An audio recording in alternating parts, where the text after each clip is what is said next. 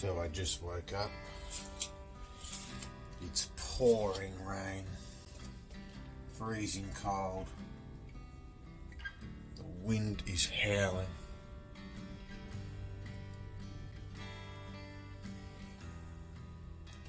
There was an earthquake last night.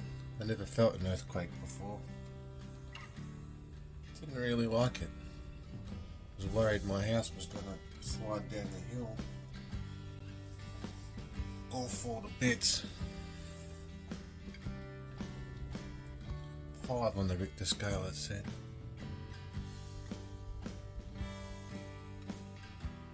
Tell you what, I live in a cold hole of a joint. The sooner I can get out of here, the better. It might be alright 2 weeks of the year.